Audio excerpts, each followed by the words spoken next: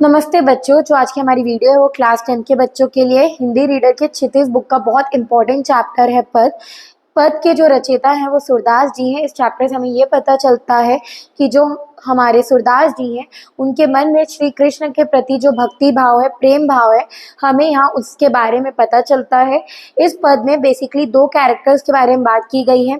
एक है गोपियाँ और दूसरे हैं हमारे श्री कृष्ण के मित्र उद्धव जी। पहले बच्चों हम पद को रीड करेंगे, उसके बाद उसका मतलब बड़े ही आसान शब्दों में समझेंगे। तो बच्चों हमारा पद क्या है सुनते हैं। उधो तुम हो अति बड़भागी, अप्रस रहत स्नेह तागाते, नाहिन मन अनुरागी, पूरिन पात रहत जल भीतर, ता रस दे न धागी, जयो जल मा तेल की गागरी, बूंद न ताको लागी, प्रीति नदी में मैं पाऊं न बोरियो, दृष्टि ना रूप परागी, सूरदास अबला हम भोरी, गुण चाटी जयो पागी। यहाँ बच्चों एक वर्ड दिया गया है हमारे उधो। उधो मतलब यहाँ बच्चों उद्धव जी के बारे में बात की गई है। उसी लाइन में बच्चों बड़भागी के दिया है। बड़भागी बच्चों मतलब होता है भाग्यशाली। स्नेह मतलब होता है बच्चों स्नेह।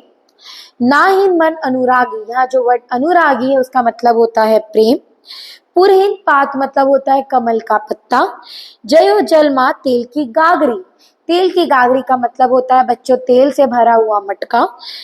प्रीति नदी में पाँव ना बोरियो, बोरियो का मतलब होता है पैर डुबाना।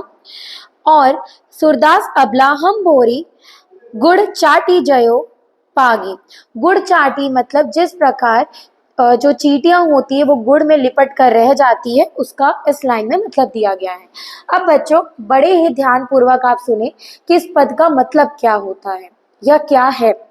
इसमें जो सूरदास जी हैं वो बताते हैं गोपियों के माध्यम से। यहाँ गोपियां बड़े ही व्यंग्य करते हुए, मजाक करते हुए उद्धव जी से कहती हैं, हे उद्धव तुम बहुत ज्यादा क्या हो, भाग्यशाली हो, क्योंकि तुम अभी तक श्री कृष्ण के प्रेम जाल में या श्री कृष्ण के प्रेम के माया जाल में फंसे नहीं हो। तुम कमल के उस पत्ते के समान हो या तुम तेल से भरे हुए मटके के समान हो।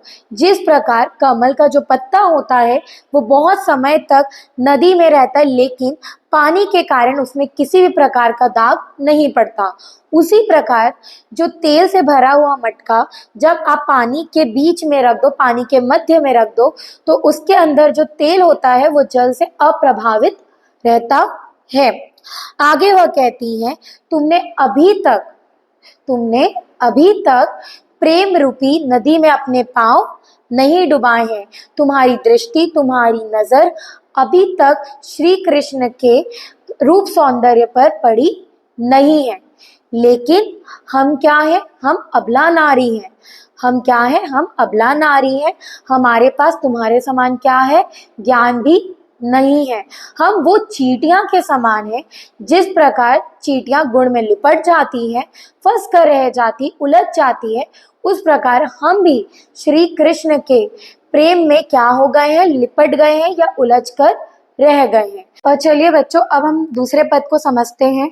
दूसरे पद में हमें क्या बताया गया अब हम इसको देखते हैं, बट इसके पहले हम फिर से पहले अपने पद को रीड करेंगे, उसके बाद हम बड़े आसान शब्दों में समझेंगे।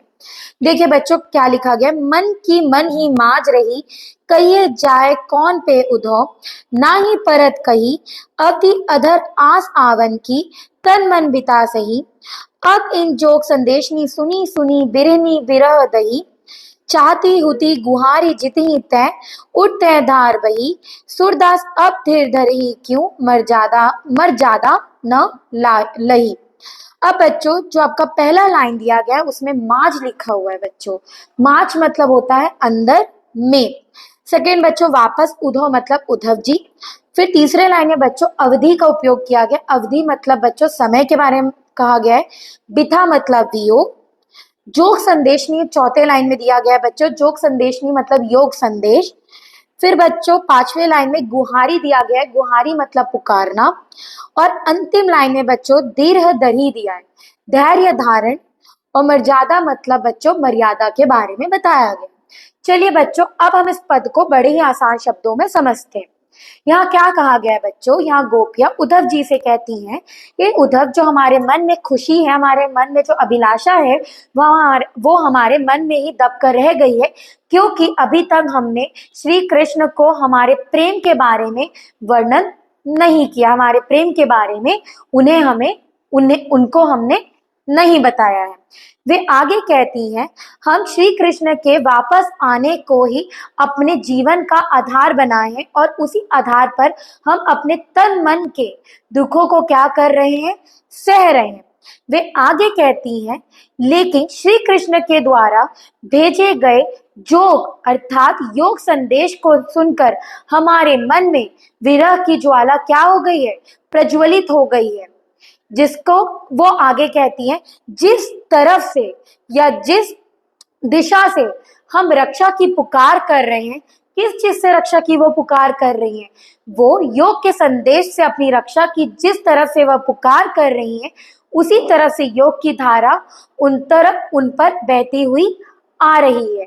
यहाँ सूरदास जी गोपियों के माध्यम से यह कहना चाहते हैं कि श्री कृष्ण ने जब अपने मर्यादा का त्याग कर दिया है, अब गोपियां भी धैर्य को क्यों धारण करें। इस पद में बच्चों इतना ही बताया गया है। तो हम लोग वापस पहले अपने पद को रीड करेंगे। रीड करने के बाद हम उसके भावार्थ को समझेंगे, अर्थात उसके अर्थ को देखेंगे। चलिए बच्चों, पहले पद पढ़ते हैं। हमारे पद में क्या लिखा गया है। हमारे हरि हारिल की लकड़ी, मन कर्म बचन नंद नंदन उड़, यह दृढ़ करी पकड़ी, जागत सोवत स्वप्न दिवस निशी, कान कान जक रही, सुनत जोग लागत है ऐसो, जयो करे ही ककड़ी, सू तो व्याधि हमको ले आए, देखी सुनी करी, यह तो सूर तिन्ही ले सौंपो, जिनके मन चक्री। अब बच्चों हमने पद को रीड कर लिया है। अब हम हर पद के जो कुछ वर्ड्स हैं, हम उनके पहले मीनिंग को देखते हैं। पहले लाइन में आपको बच्चे दिख रहा होगा, हमारे हरि, यहाँ जो हरि है वो श्री कृष्ण है।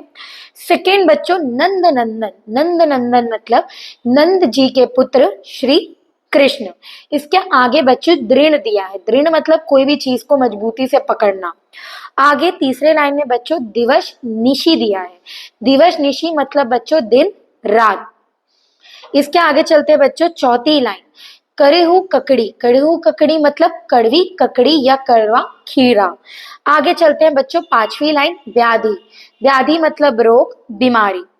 और आखिरी लाइन बच्चों अंतिम लाइन, मन चक्री, मन चक्री मतलब ऐसा किसी का मन जो चक्री के समान चंचल है या चक्री के समान इधर उधर घूमता रहता है। अब बच्चों इसका भावार्थ समझेंगे, इसका अर्थ समझेंगे, ध्यान से सुनिएगा। इस पद में क्या बोला गया है बच्चों, यहाँ गोपियां उद्धव जी से कहती है, मतलब श्री कृष्ण के मित्र किससे कहती हैं कि हे उद्धव, हमारे लिए जो श्री कृष्ण है वो हारिल पक्षी के पकड़ी हुई लकड़ी के समान है।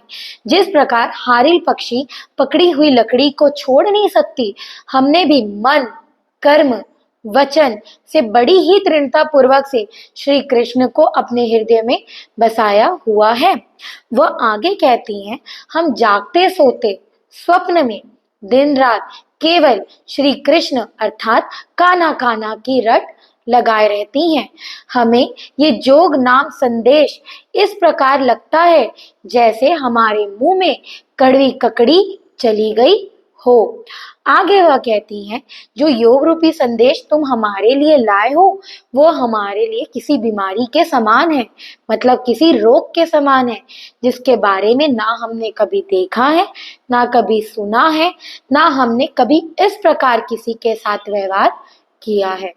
यहाँ जो हमारे सूरदास जी हैं, जो हमारे इन पदों के रचयिता हैं, वह गोपियों के माध्यम से यह कहना चाहते हैं कि गोपियां ये संदेश वापस उद्धव जी को कहती हैं कि उन्हीं को ले जाकर दे दो जिनका मन चक्री के समान चंचल है, अर्थात किसको दे दो, श्री कृष्ण को।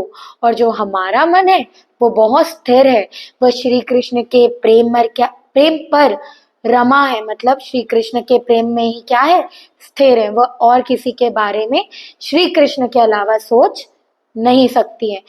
इतना ही है बच्चों इस पद में। अब हम अगले पद पर चलते हैं। हरी है राजनीति पढ़ी आए, समूची बात कहत मुदकर के समाचार सब पाए। एक अति चतुर हुते पहिले ही, अब गुरु ग्रंथ पढ़ाए। बड़ी बुद्धि जानी जो उनकी, जोग संदेश पठाए। उदो भले लोग आगे के, पर हित दौलत धाए। अब अपने मन फैर पाइए हैं, चलत जू हुते चुराए। ते कयो अनिति करे आपुन जे, और अनिति चुराए। राज धर्म तो ये है, सुर जो प्रजा न जाहि सताए। बच्चों, हमने वापस पद को पढ़ लिया है। अब हम कुछ कुछ लाइन में जो इम्पोर्टेंट वर्ड्स है उनके अर्थ को समझते हैं। पहले वर्ड में बच्चों पढ़ी मतलब पढ़ना। अगले वर्ड में बच्चों आपको दिया गया है मधुकर। मधुकर यहाँ मतलब बोरा। बोरा मतलब यहाँ जो हमारी गोपियां हैं वो संबोधन कर रही उद्धव जी को मजाक के वे पे, व्यंग्य करते हुए। आगे चलते हैं बच्चों ग्रंथ। ग्रंथ मतलब क्या है बच्चों? तीसरे लाइन में शास्त्र। पढ़ाए मतलब भेजना। आगे चलते हैं बच्चों चौथे लाइन में योग संदेश मत लिखा हुआ है, उसका मतलब वापस से बच्चों योग संदेश ही होता है। फिर पांचवे लाइन की बात करते हैं बच्चों, उसमें हित दिया हुआ है। हित मतलब किसी के लिए अच्छा कार्य करना, भला करना। डोलत घूमना फिरना, इधर उधर भटकना। फिर आगे बच्चों पांचवी लाइन में चलते हैं, फेर दिया है। फेर मतलब फिर से। उसके आगे चलते हैं बच्चों अनिति दिया है। अनिति मतलब क्या होता है बच्चों? अन्याय। ठीक है, चलिए बच्चों, और जो अंतिम लाइन है वहां राज धर्म दिया है। राज धर्म मतलब राज धर्म के बारे में बात की गई है। अब बच्चों अब हम इसके भावार्थ को समझते हैं। इसका भावार्थ क्या है बच्चों? यहाँ जो गोपियां हैं वो उद्धव जी से कहती है कि जो आपकी बातें हैं उससे सुनकर हमें ऐसा प्रतीत होता है कि हमें श्री कृष्ण के जो मंतव्य है हमें उसका क्या हो गया है? बोध हो गया। हम उनकी मंतव्य की विचारधारा को समझ चुके हैं। वे आगे कहती हैं उद्धव जी को कि हे उद्धव, जो श्री कृष्ण थे वो पहले भी बहुत ज्यादा चालाक थे, चतुर थे, लेकिन अब वो मथुरा चले गए हैं और वहां जाकर उन्होंने राजनीति शास्त्र पढ़ ली है, जिसके कारण वे और ज्यादा क्या हो गए हैं? बुद्धिमान हो गए हैं। वे आगे कहती हैं इसीलिए वे आपके द्वारा हमारे लिए क्या भेजे हैं? जोग अर्थात योग संदेश को भेजे हैं। वे आगे कहती हैं पहले जो भले लोग थे वो दूसरों की मदद करने के लिए दौड़े चले आते थे, लेकिन अब श्री कृष्ण क्या हो गए हैं? श्री कृष्ण अब बदल गए हैं। वे आगे कहती हैं जब श्री कृष्ण यहाँ से मथुरा जा रहे थे तो उन्होंने हमारे मन को यहाँ से चुरा कर ले गया था। अब हमें वो हमारा जो मन था हमें वापस चाहिए। फिर वे आगे कहती हैं कि श्री कृष्ण स्वयं ही लोगों को अन्याय से क्या करते हैं? बचाते हैं, लेकिन श्री कृष्ण अब हम पर अन्याय कर रहे हैं। इस प्रकार का योग संदेश भेजकर सूरदास जी जो हैं इस पद के रचयिता, वो वापस कहते हैं गोपियों के माध्यम से कि राजनीति क्या होती है? राजनीति वही होती है जो हमें प्रजा के ऊपर अन्याय और सताने से रोके। लेकिन यहाँ जो श्री कृष्ण क्या कर रहे हैं? श्री कृष्ण इस प्रकार का योग संदेश भेजकर गोपियों को क्या कर रहे हैं? सता रहे हैं, उन पर अन्याय कर रहे हैं। वहीं श्री कृष्ण को क्या करना चाहिए? श्री कृष्ण को ये योग संदेश को वापस ले लेना चाहिए और गोपियों से मिलकर उन्हें अपना क्या देना चाहिए? दर्शन देना चाहिए। बच्चों, हमने चारों पदों को अच्छे से समझ लिया है। हाँ बच्चों, जब भी इन पदों को रिवाइज कर रहे हो ध्यान रखें कि आपको इनके मीनिंग अर्थात इनका भावार्थ आपको अच्छे से समझ होनी चाहिए। ठीक है बच्चों, आज के लिए इतना ही। धन्यवाद।